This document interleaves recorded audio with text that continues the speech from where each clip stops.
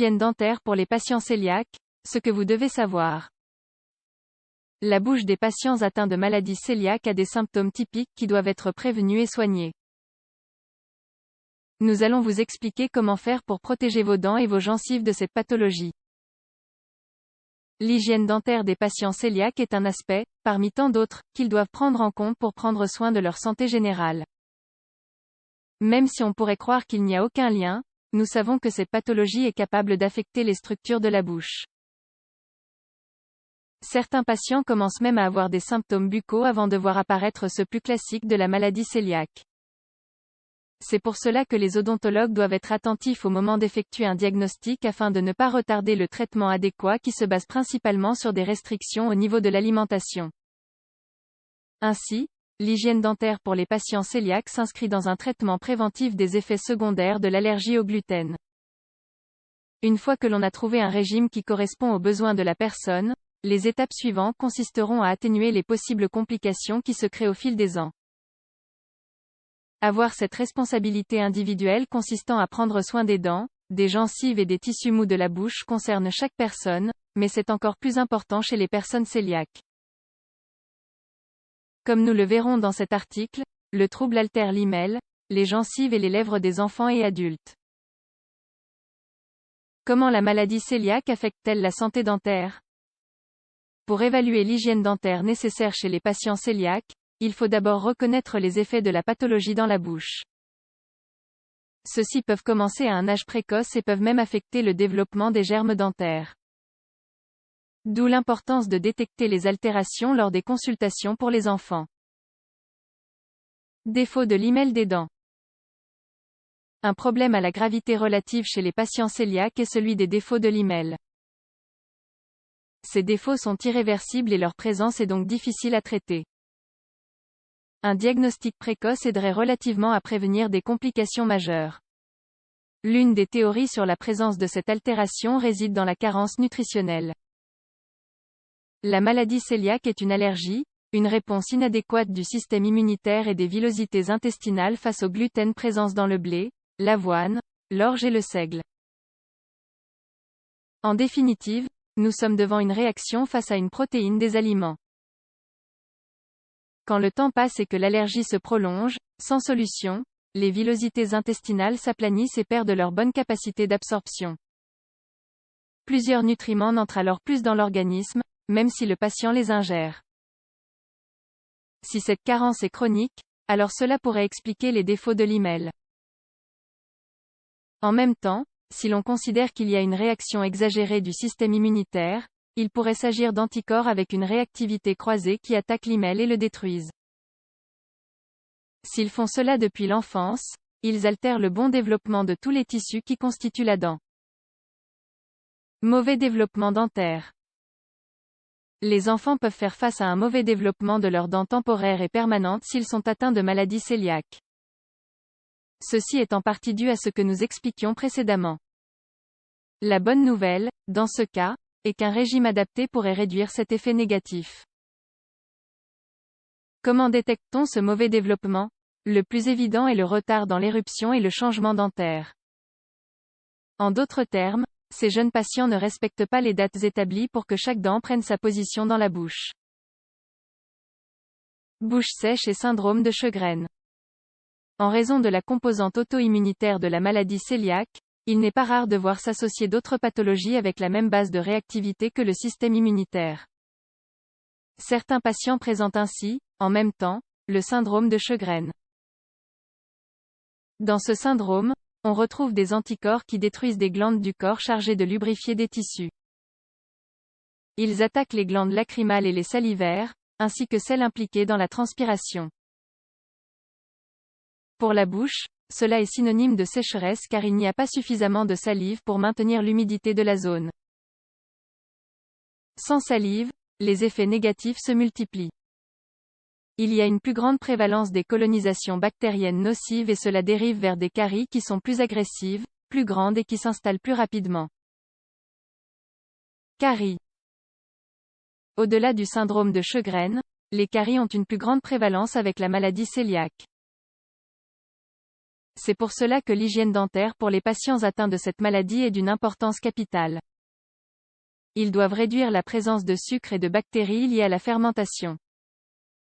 Comme nous le mentionnions, il y a des défauts au niveau de l'hymen, ce qui favorise les cavitations. L'hymen est une couche dure, mais s'il ne s'est pas formé correctement, il n'a pas la dureté suffisante pour résister aux assauts de l'environnement.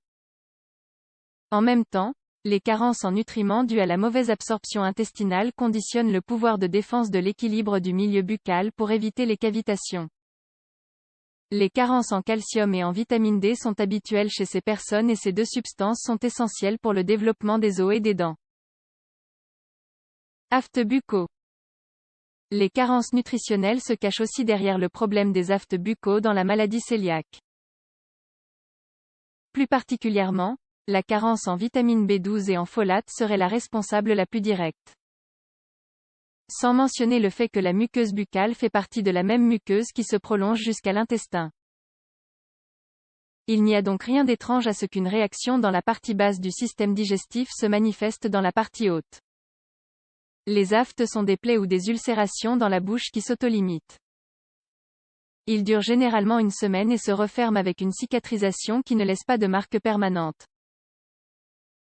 Quoi qu'il en soit, ils sont très gênants et compliquent la mastication, ils peuvent donc altérer l'alimentation des patients qui ont déjà de sévères restrictions. Pourquoi les patients cœliaques ont-ils des problèmes dentaires? Selon ce que nous avons expliqué, nous savons que la maladie cœliaque conditionne l'absorption de nutriments. Ceci se produit parce que l'allergie au gluten aplanit les villosités intestinales, qui perdent en fonctionnalité. Ce problème ne se distingue pas trop d'une malabsorption, on voit donc des substances aussi variées comme les minéraux et les vitamines qui entrent de moins en moins dans l'organisme. De la même façon, les symptômes digestifs sont capables de conditionner l'ingestion calorique, conduisant à une perte de poids qui réduit les capacités de défense du corps. Si le calcium et la vitamine D sont déficitaires, les dents seront touchées. Ces deux substances sont essentielles dans le développement des dents et dans la réparation des tissus durs quand ils sont endommagés. L'anémie dont les patients cœliaques sont généralement atteints contribue aussi de manière indirecte aux problèmes de santé buccale. Les personnes anémiques ont un plus faible apport d'oxygène vers les tissus, gencives incluses. Moins d'oxygène signifie plus faible capacité de réparation et de cicatrisation, ce qui fait que les aftes et les traumatismes ne cicatrisent pas comme ils le devraient. L'aspect auto-immune est un autre facteur à prendre en compte dans le lien entre pathologie buccale et maladie cœliaque. Comme cela se produit avec le syndrome de Sjögren, les troubles immunitaires concomitants sont fréquents. La présence d'anticorps qui attaquent les tissus est contre-productive pour les structures corporelles. L'hymen est peut-être le cas paradigmatique qui explique pourquoi les patients cœliaques ont des problèmes dentaires depuis leur plus jeune âge. Les premiers 7 ans de vie constituent la période critique pour la mise en place de cette couche qui recouvre les dents. Un enfant avec une malnutrition due à la maladie cœliaque et avec des anticorps qui détruisent ce que le corps essaie de réparer atteindra probablement l'âge adulte avec des caries et des dents mal développées.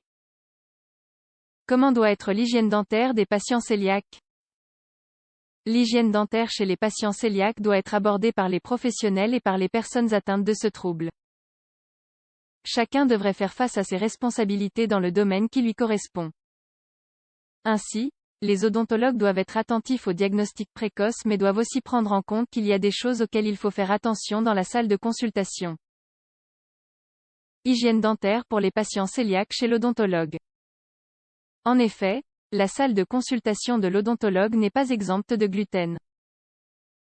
En d'autres termes, un patient cœliaque peut s'exposer à la protéine de manière indirecte, sans consommer d'aliments, en allant consulter un professionnel de la santé buccale. Il existe des dentifrices avec du gluten ainsi que des éléments plastiques qui en contiennent. Un fil dentaire pourrait être porteur de la protéine et générer des réactions chez le patient. L'odontologue devrait connaître les ingrédients réels des produits qu'il utilise.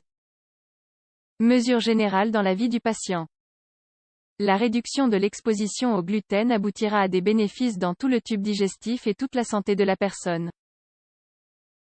Il s'agit de la principale recommandation et du traitement thérapeutique par excellence dans cette maladie. On ne peut pas progresser vers d'autres mesures si l'alimentation n'est pas adaptée. Si l'on prend en compte le plus grand risque d'avoir des caries, le plan nutritionnel devra établir des limites au niveau des sucres car ceux-ci constituent un substrat pour les bactéries, qui généreront de l'acide et endommageront l'hymen. L'équilibre calorique devrait par ailleurs assurer qu'il n'y ait pas de perte de poids. Quant au brossage des dents et à l'utilisation du fil dentaire, les recommandations sont les mêmes que pour la population générale. Le respect des normes minimales suffit à réduire le risque de caries. Le brossage des dents avec un dentifrice au fluor devra se faire 3 fois par jour, surtout après les repas.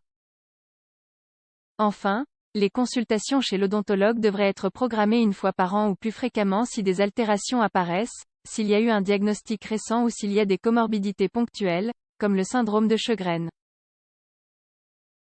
Un check-up spécialisé permet de détecter des problèmes qui peuvent peut-être être résolus avant d'atteindre l'âge adulte. Prévention des aftes comme partie de l'hygiène dentaire des patients cœliaques. Étant donné que les aftes buccaux sont fréquents chez les patients cœliaques, l'hygiène dentaire doit se compléter d'une attention spéciale vis-à-vis des aliments qui sont capables de générer ces ulcérations. De façon classique, les aliments piquants et les produits acides sont des responsables directs au sein de presque toute la population générale. Si on ne peut pas les prévenir et si on les voit revenir de façon récurrente, il existe certains médicaments qui peuvent calmer la gêne. L'idéal est qu'ils soient prescrits par un dentiste, même s'ils sont en vente libre. Il faut bien vérifier que les ingrédients du produit n'incluent pas de gluten. Amélioration de la sécheresse buccale. Si le patient fait partie du groupe de malades cœliaques ayant été diagnostiqués du syndrome de Sjögren, il devra prendre des mesures pour réduire la sécheresse des muqueuses. Ceci préviendra les caries et aidera à mieux digérer les aliments permis dans le plan nutritionnel. S'hydrater tout au long de la journée sans même avoir soif est crucial. Il est possible d'avoir besoin de plus de litres d'eau qu'une personne non atteinte de la pathologie, si l'on prend en compte le dysfonctionnement des glandes salivaires. Un odontologue pourra aussi prescrire un substitut salivaire, qui a des indications d'usage spécifiques. De la même façon, il existe des dentifrices et des bains de bouche conçus spécialement pour les patients avec la bouche sèche. Ils se composent d'éléments qui combattent la xérostomie et atténuent les effets négatifs les plus habituels. L'hygiène dentaire des patients cœliaques est un sujet de santé générale. On ne peut pas séparer l'hygiène dentaire des patients cœliaques du reste des soins qu'ils doivent suivre. L'alimentation sans gluten, les contrôles périodiques, l'adéquation de la nutrition par rapport aux besoins, la supplémentation en vitamines et la prévention des complications sont tous des éléments importants qui sont liés à la santé buccale. Il est important de toujours pouvoir bénéficier de conseils d'un professionnel. Chercher et choisir un dentiste de confiance qui coordonne les actions au niveau de la bouche, qui enregistre les changements au fil du temps et qui prescrive les produits nécessaires pour chaque circonstance est d'une importance capitale.